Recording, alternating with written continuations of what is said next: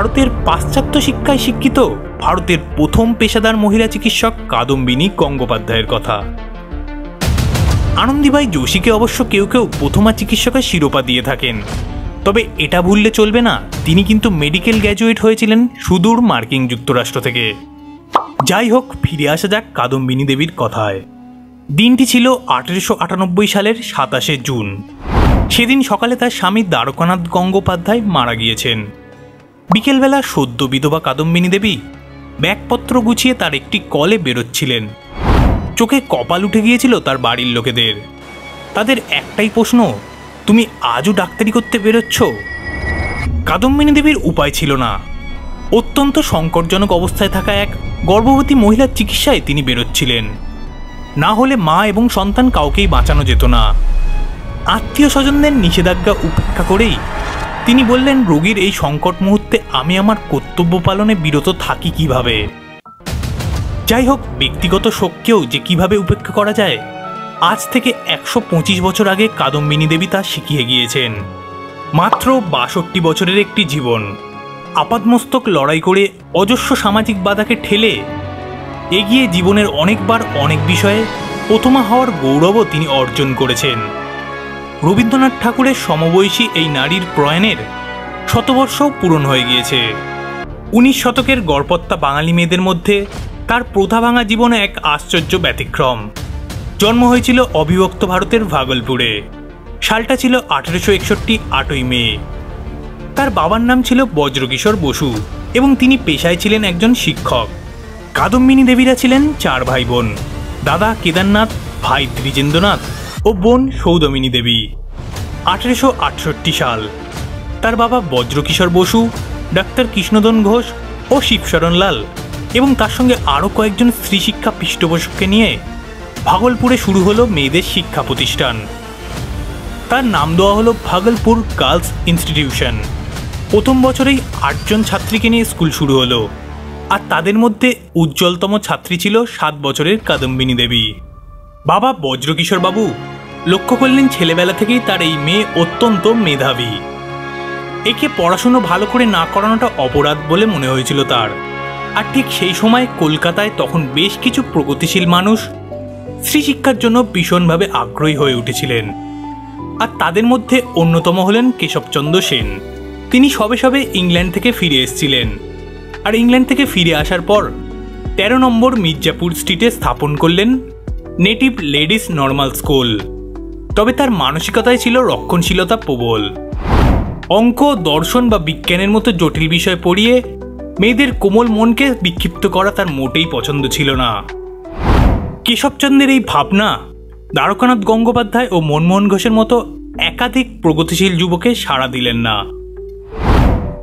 এই সময় 1872 সালে অক্টোবর মাসের দিকে ব্যারিস্টার মনমোহন ঘোষের অতিথি হয়ে ভারতে আসেন এক ব্রিটিশ ইউনিটেরিয়ান। তিনি আবার কেশবচন্দ্রের আমন্ত্রণেই এদেশে আসেন স্ত্রী শিক্ষা ও স্ত্রী স্বাধীনতা সংক্রান্ত কাজে অংশ নেওয়ার জন্য। কিন্তু কেশবচন্দ্রের ভাবনা ও মতিগতি লক্ষ্য করে তিনি শেষ পর্যন্ত প্রগতিশীল গোষ্ঠীর সঙ্গে সংযুক্ত হয়ে যান এবং একটি নতুন বিদ্যালয় শুরু করেন। যদিও বা দ্বারকানাথ বাবুর উদ্যোগ ও মনমোহন ঘোষের অর্থ সাহায্যে এই বিদ্যালয়টি 1873 সালে 18ই সেপ্টেম্বর শুরু হয়।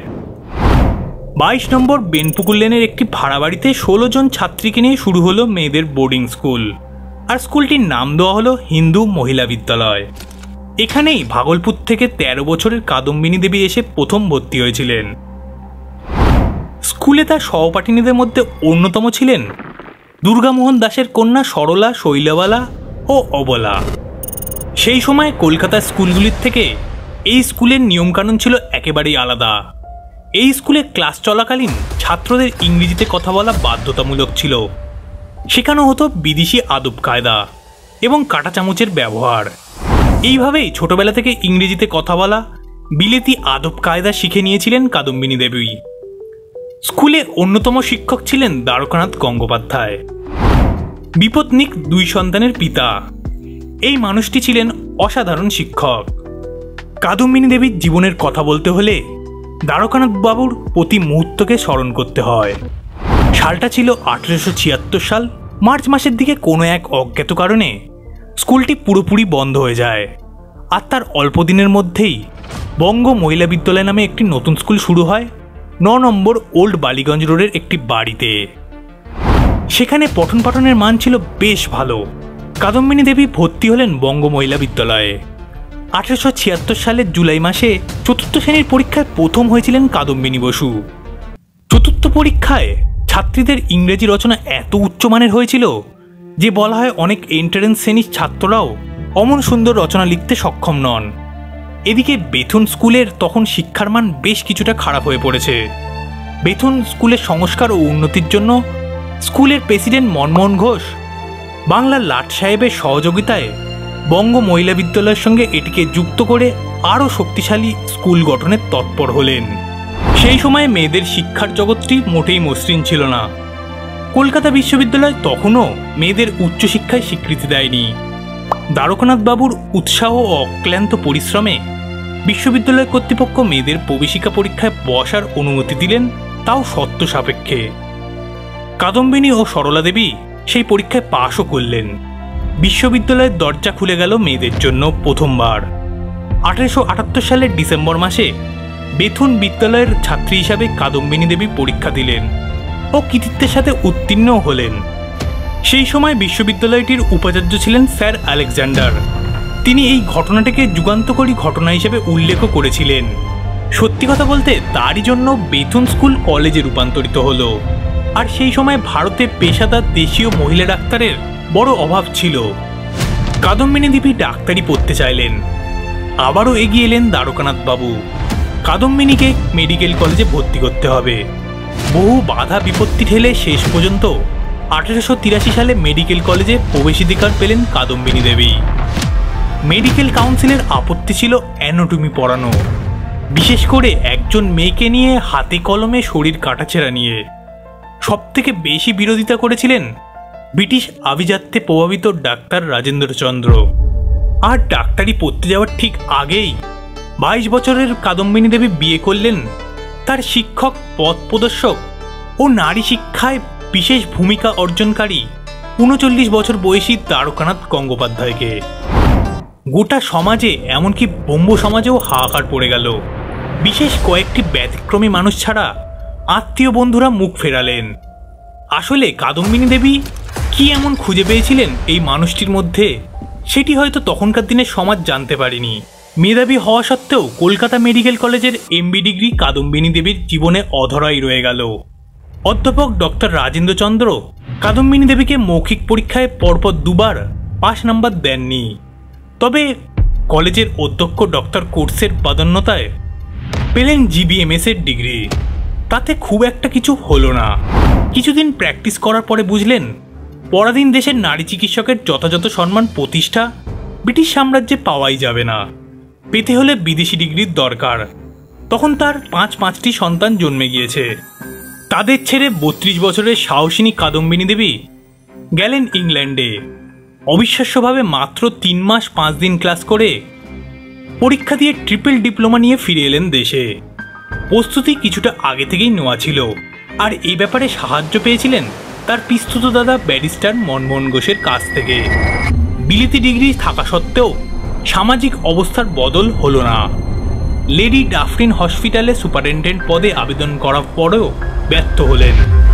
অথচ তার জন্য খোদ ফ্লোরেন্স নাইটিঙ্গেলের মতো ব্যক্তিত্ব প্রশংসাসূচক সুপারিশ পাঠাতে দ্বিধা করেননি। তার ভালো লেগেছিল জেনে একাধিকবার মাতৃত্ব দায় নিয়েও ছাত্রীটি কলেজে মাত্র 13 দিন অনুপস্থিত ছিলেন। নিজের পরিশ্রম ও যোগ্যতায় কাদম্বিনী দেবী শুধু বাংলার প্রথম মহিলা ডাক্তার হবার গৌরব অর্জন করেননি, তার সঙ্গে মেডিকেল কলেজের শিক্ষিকার পদেও তিনি কিন্তু প্রথমা হবার সম্মান আদায় করেছিলেন। কেমন ডাক্তার ছিলেন কাদম্বিনী দেবী? তিনি নিজে কোনোদিন ডায়েরি লেখেননি। যা কিছু জানা গিয়েছে সময়কালের মানুষের কথা থেকে। চিকিৎসক হিসেবে যথেষ্ট খ্যাতি সফলতা পেয়েছিলেন তিনি। বলা হয় তার চিকিৎসায় প্রায় মৃত্যুর হাত থেকে ফিরে আসেন নেপালের রাজমাতা। 1895-96 সাল, এই 2 বছর সেই কারণেই তাকে প্রায় নেপালে গিয়ে থাকতে হতো। কখনো কখনো 1 মাসেরও বেশি সময় তাকে নেপালে থাকতে হয়েছিল। রাজমাতা সুস্থ হলে তাকে সাদা হাতির পিঠে চড়িয়ে সারা কাঠমান্ডু শহর ঘোরানো হয়েছিল আর নেপালের মানুষ তাকে আখ্যা দিয়েছিলেন ধন্বন্তরী হিসাবে। উপহার হিসেবে পেয়েছিলেন নেপালের ছোট সাদা টাট্টু ঘোড়া। একজন মহিলা হিসেবে চিকিৎসকের পেশা বেছে নেওয়ার ফলে তখনকার দিনে সমাজ তাকে সহজে মেনে নেয়নি। এর ফলে চিকিৎসা করার সময় বহু ধরনের অস্বস্তিকর পরিস্থিতির মধ্যেও তাকে পড়তে হয়েছে, বারবার মোকাবিলা করতে হয়েছে সংবাদপত্রের ব্যঙ্গ বিদ্রুপ। ভ্রুক্ষেপ করেননি তিনি এসবের কিছুই, কারণ দ্বারকানাথ বাবু সবসময়ই তার পাশে ছিলেন। শোনা যায় তখনকার দিনে এক জমিদার বাড়িতে অন্নপ্রাশন নিমন্ত্রণ করতে গিয়েছিলেন তিনি। তাকে খেতে দেওয়া হয়েছিল বাড়ির কাজের লোকেদের সঙ্গে, কিন্তু শেখার বিষয় এটাই, নির্বিকার কাদম্বিনী দেবী খাওয়ার পর আর সকলের মতো নিজের পাত পরিষ্কার করে উঠলেন। শুধু পেশাগত জীবনেই নয়, গৃহস্থ জীবনেও তার দক্ষতা ছিল অসাধারণ। পুরোদস্তুর ডাক্তারি পেশায় থাকা সত্ত্বেও নিজের হাতে 7 সন্তানকে মানুষ করা, লেখাপড়া শেখানো, মেয়েদের বিয়ে দেওয়া সব একা হাতেই সামলেছেন তিনি। ভাবতে অবাক লাগে, কাদম্বিনী দেবীর মৃত্যুর প্রায় 23 বছর পর 1946 সাল নাগাদ নিউ ইয়র্কের হেরাল্ড পত্রিকায় একটি ডাক্তার চাই বিজ্ঞাপন লেখা হয়। আর সেই বিজ্ঞাপনে এটাও লেখা হয়, মহিলা ডাক্তাররা যেন এই বিজ্ঞাপন দেখে আবেদন না করেন। আমেরিকার মতো উন্নত আধুনিক দেশে এমন বিজ্ঞাপন আমাদের ভাবায়, অথচ এই ঘটনার 63 বছর আগে পরাধীন ভারতের এক সাধারণ ঘরের বাঙালি মেয়ের পাশ্চাত্য প্রথায় চিকিৎসাবিদ্যার পাঠ নিয়ে মানুষের কল্যাণে চিকিৎসকের পেশাকে জীবনের অবলম্বন করে তুলেছিলেন। কলকাতার মেডিকেল কলেজে তার প্রথম ডিগ্রিধারী নারী চিকিৎসক বলে স্বীকার করুক বা নাই করুক, এখনও তিনি প্রাসঙ্গিক। তার জীবন ও মানব কল্যাণের সাধনা আপামর নারী সমাজকে শুধু সাহায্যই করবে না, বরং স্বপ্ন দেখাতে শেখাবেও। আজকের এই ভিডিওটা কেমন লাগলো অবশ্যই আপনারা কমেন্ট করে জানাবেন। আর নেক্সট ভিডিওটা কোন টপিকের ওপর দেখতে চান সেটাও কমেন্ট করে জানাতে পারেন। আমি আবারও ফিরে আসবো এরমই কোনো ফ্যাক্ট ভিডিও নিয়ে।